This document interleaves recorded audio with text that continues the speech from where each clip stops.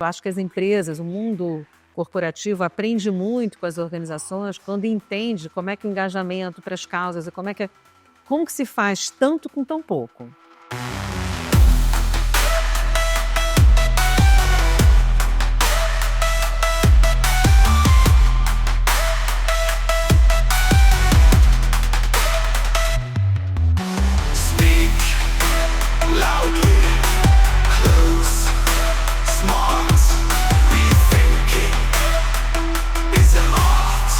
Bem-vindo ao podcast dos Repensadores, que estão de volta em comemoração aos 18 anos de Repense. Por isso, serão 18 minutos de papo. Então, hoje a gente está com a Vivian Fasca, que é uma das maiores especialistas em comunicação de causas do Brasil. Trabalhou em agências, trabalhou em clientes, trabalhou no terceiro setor. Então, Vivian, bem-vinda. Obrigada, Otávio. Prazer estar aqui hoje. Prazer, é muito bom, né? Quantos anos a gente se conhece? Muitos. Né?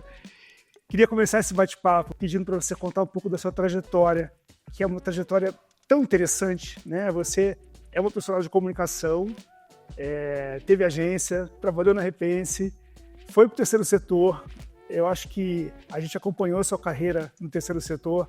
Você já conhecia muito por atender o terceiro setor em agências, mas é muito impressionante a carreira que você fez, né? A expressividade que você ganhou nesse terceiro setor e agora está de novo numa marca, né, cuidando da área da comunicação de um instituto, né, empresarial. Então, conta um pouquinho da tua trajetória, como é que foi tudo isso até você chegar até aqui? Então, eu acho que teve uma transição de carreira, né, ao longo dos anos, mas ao mesmo tempo as coisas todas se conectando, né? A minha formação sempre foi de comunicação, então eu fiquei muitos anos trabalhando com comunicação no mercado publicitário, dando aula, né? Teve uma parte aí que você acabou não trazendo, que tem também a minha passagem pela academia, né? Mas essa trajetória de trabalhar com comunicação no mercado publicitário em agências fez com que eu tivesse contato com o terceiro setor. E isso aconteceu num momento onde eu comecei a me dividir, né? Muito tempo trabalhando planejamento de comunicação e principalmente comunicação dirigida, né? Para o mercado corporativo e mais ou menos uns 25 anos atrás, cruza o meu caminho, né, as organizações não governamentais, que também era uma novidade para mim, era uma novidade no Brasil, né, as ONGs usarem comunicação para fazer, né, pedidos de doação. Foi aí que, né, começa, né, esse processo que culmina depois eu chegar no terceiro setor, né? Mas tudo começa trabalhando para os dois lados, né? Mercado corporativo, que era, na verdade, a forma mais tradicional, né, de usar comunicação em marketing, e depois comecei, né, a entrar nessa seara. Foi interessante porque quando eu fui para um congresso, e você vai lembrar, a gente se encontrou lá na DMA, né, Direct Marketing Association, né, que era na época do marketing direto, né, a gente também veio desse lugar, né, que a gente nem usa mais essa terminologia, né, o digital tomou conta do pedaço, mas na época que você tinha o marketing direto, eu me lembro que fora, né, do Brasil, você falava de um tripé, né, que você usava muito para venda direta, para relacionamento e para fundraising. E eu me lembro que era final dos anos 90, quando foi o primeiro congresso, e ali eu vi muita coisa, ainda era uma coisa super nova para mim, era uma novidade, uma coisa que eu não tinha familiaridade. E voltando para o Brasil, 2 anos depois eu comecei a trabalhar, né? Porque a agência que eu estava na época começou a receber pedidos de organizações internacionais que começaram a chegar no Brasil, entre elas Médicos Sem Fronteiras. Então, eu tive aí, né, a felicidade de ser a pessoa que participou da primeira ação de Médicos Sem Fronteiras no Brasil para fazer um pedido de doação. E Médicos Sem Fronteiras hoje é uma potência, né? E mais tarde, na Repense, tive a felicidade também de trabalhar 10 anos, né, para Médicos Sem Fronteiras, ajudando a contribuir. Eu acho que do muito que tem hoje da organização, né, foi a organização que mais usou televisão para fazer pedidos de doação, popularizou o pedido de doação, né, para brasileiras e brasileiros, com todas as dúvidas que se tinham na época, vai pedir doação para uma organização que tem missão humanitária fora do Brasil. Enfim, trouxe uma série de questões e óbvio que dali foi desenvolvendo e várias outras organizações foram chegando. E foi uma vivência realmente que foi acontecendo, foi fluindo. E até chegar no ponto, né, que ainda na Repense eu recebi o convite para ir para o Greenpeace, né, que foi também uma mudança muito grande, né, foi uma mudança de vida muito grande, porque mudei de cidade, né, me mudei do Rio para São Paulo, e a chegada no Greenpeace foi uma mudança muito grande, porque aí realmente mudei, né, muito em termos de carreira, né, e foi me trazendo essa vivência também. Eu acho que talvez até a Vivian lá de trás, né, da época da faculdade, que sempre foi muito mais idealista, né? Então essa coisa de trabalhar com causa diretamente, né? E nesse caso a agenda ambiental, a agenda climática, foi uma experiência super enriquecedora, né? E é isso, né? As experiências vão somando. E uma experiência te prepara para a próxima rodada. E foi esse período do Greenpeace que também me fez chegar até onde eu estou hoje, né? Quando o Einstein me convidou, né? No final do ano passado. E aí eu cheguei no início desse ano para uma outra experiência diferente, que também, né?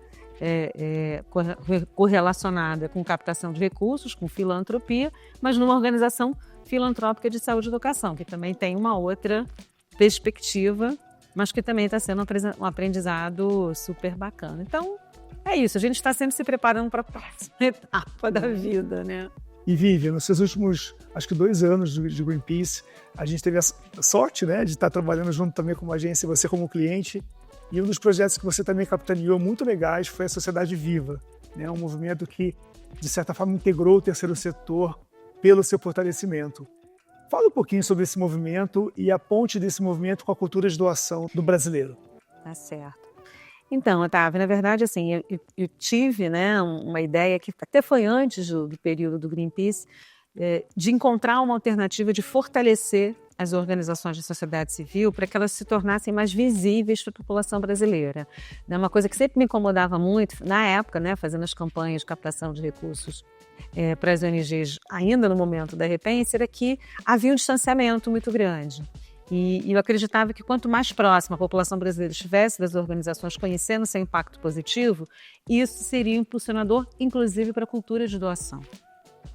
E aí, consegui, como boa captadora de recursos, o recurso financeiro necessário para desenvolver um projeto que começa como projeto de fortalecimento das OSCs e depois ganha o nome de Sociedade Viva, né?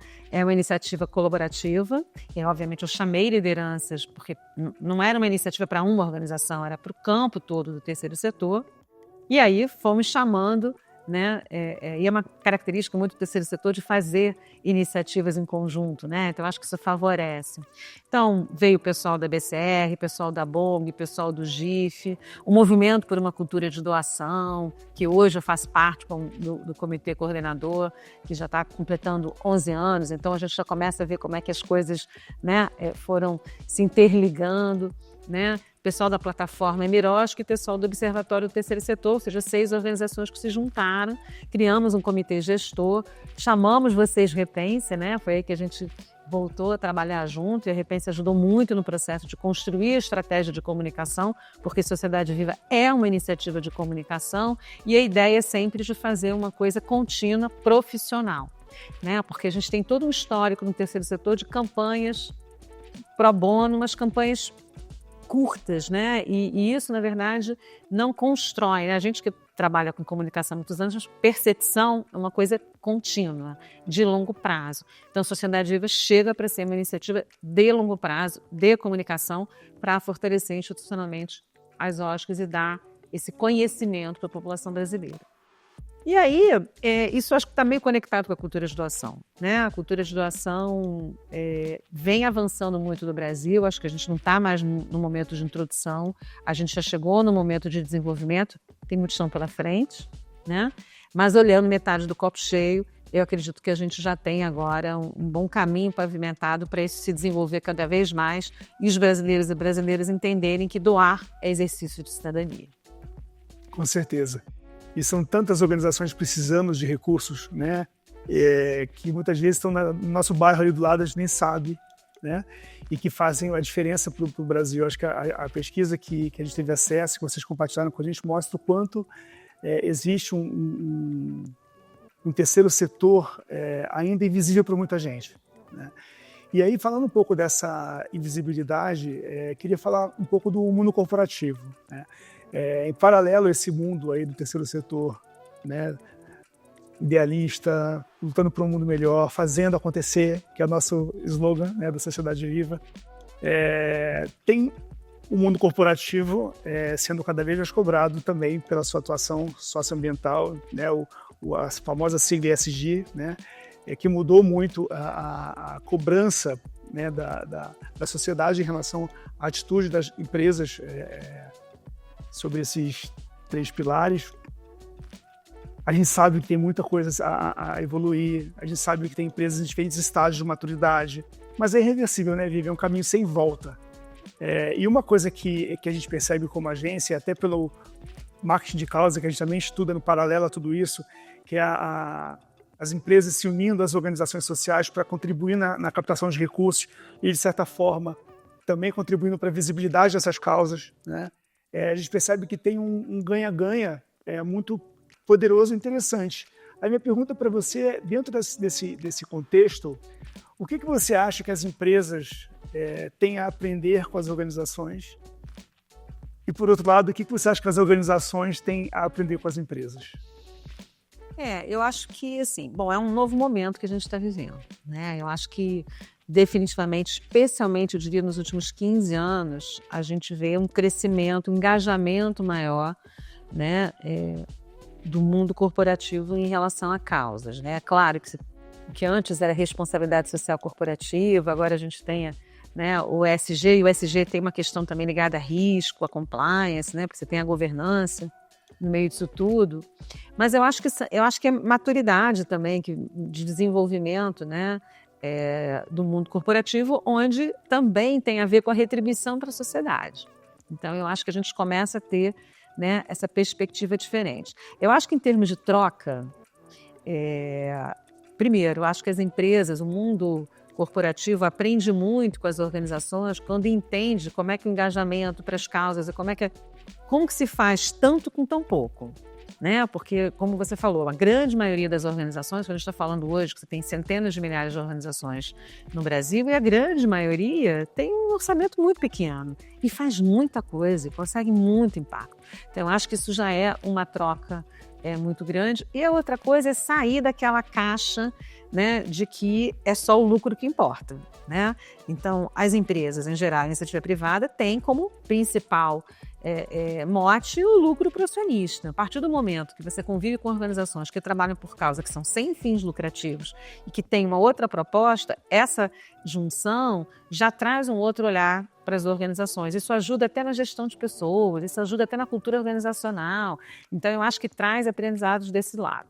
Por outro lado, para as organizações, eu acho que o contato também com as organizações de iniciativa privada traz o olhar de gestão, porque a iniciativa privada precisa ser boa de gestão, ter eficiência operacional para poder fazer as coisas acontecerem.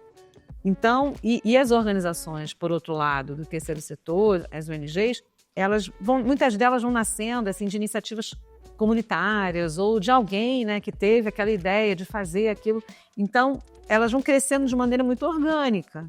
Então, esse contato, essa troca também eu diria, de metodologias entre as duas, acho que dá uma troca bacana, né? Um aprendizado bacana, né? De olhar quem está, né?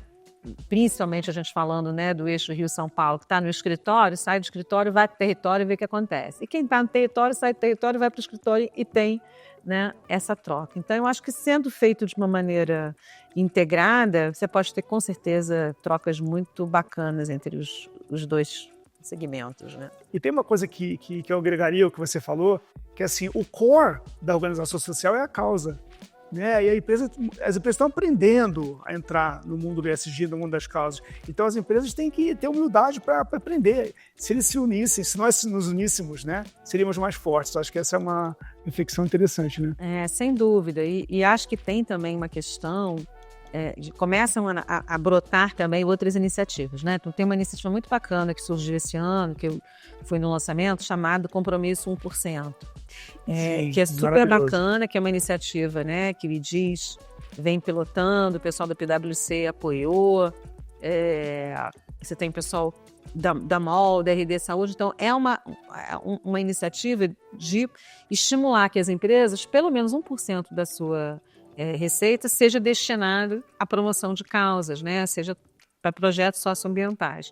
Então, assim, eu acho que tem essa questão, e compromisso eu acho que é uma palavra boa, de começar a rolar esse compromisso do lado, né, da iniciativa privada, porque é isso, na verdade, se você está contribuindo para a sociedade melhorar nas suas mais variadas vertentes, você vai ter um ambiente mais favorável e propício para a própria empresa prosperar. Prosperidade para todo mundo, né? Então, acho que oportunidade não falta, mas acho que tem uma curva de aprendizado aí dos dois lados. Eu acho que do lado do mundo corporativo, isso que você falou, né? Que eu brinco, que é calçar em sandálias da humildade, de entender que tem que aprender, né? Tem um processo de aprendizado, porque são trilhas muito diferentes, né? E, ao mesmo tempo, fazer com consistência. Eu acho que também tem uma coisa que a gente está vivendo nesse momento todo, né, nessa trajetória toda de desenvolvendo das empresas com marketing ligado à causa, eu vejo também que as empresas estão começando a fazer, né? Você começa a ter bons exemplos de um trabalho consistente.